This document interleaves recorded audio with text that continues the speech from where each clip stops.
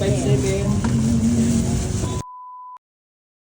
morning mga kamoma! For today's video, tayo ay magliligpit. So, tanggalin na natin itong mga basura para naman mabawas-bawasan.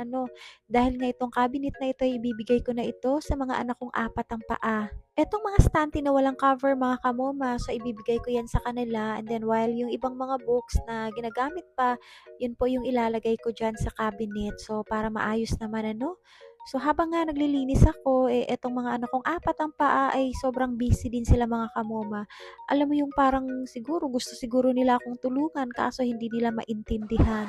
Kaya dito tayo na mag-a-adjust, hindi katulad dati na sila yung nag-a-adjust para sa atin. Pero this time, baliktad na talaga ang panahon. So may nakita pala ako na punong-puno ng barya. Kaya pa yun, puro mga 20 cents. Pero kapag inipon-ipon mo yun, nako, malaking halaga na rin siguro yun. Plus, may natira nga po pala na dextrose. Ito yung last year na ginagamit ko nung nagkasakit yung mga baby loves ni Moma. So, thanks God. Ayan, dahil nga safe na yung mga baby loves ni Moma. And syempre, sobrang namimiss ko na rin yung mga namayapa akong 4 babies mga kamoma. Until now, nandito pa rin ang sakit. Pero wala tayong magagawa mga kamoma, no? Kahit masakit man, pero kailangan natin mag-move on. So, ito nga po pala yung the best exercise sa morning na ginagawa ko. Kasi ako kapag naglilinis ako, ay naku, buo talaga yan. Parang general cleaning na ang mangyayari. Tapos, ayan, meron palang client si Moma nagtawag sa phone. Kaya sabi ko mamaya na kasi naglilinis pa ang Moma nyo. Kasi kapag pinutulan ko itong ginagawa ko, mamaya tatambarin na ako at hindi ko na ito gagawin. Kaya kailangan tapusin ko muna yung mga ginagawa ko before ako mag-accept ng client mga kamoma. Kaya kita nyo, grabe. Isang trust bag talaga ang laman. O diba, Nori Boy. Tapos, eto nga po pala nakita ko yung daga nila.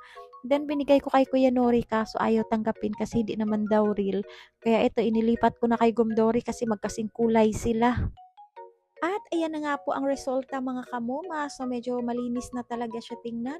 So pwede na sila magpatong-patong dyan kung saang floor yung gusto ng iba. Kung gusto ba nila sa second floor or sa rooftop. Oy, kabalubaya ka na mo ng hilig sa atong mga miming. Kaya yung space na yan, ibibigay ko na yan para sa kanila. Para malaya sila akyat baba dyan mga kamoma. At yung iba pwede rin matutulog dyan kung saan sila comfortable. So si mama na nga ang nag-give up para sa mga anak niyang apat ang paa. Basta alang-alang sa kasiyahan nila, so why not?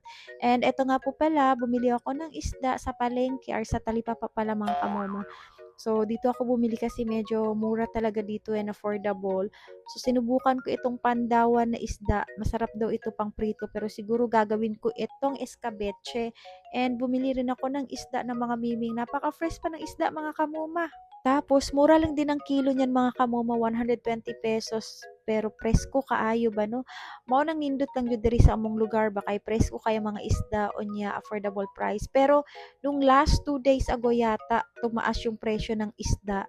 Tapos bigla na namang bumaba kapag okay yung panahon. Naka-base kasi sa panahon mga kamoma. So, ayan, hanggang dito na lang muna. Maraming salamat.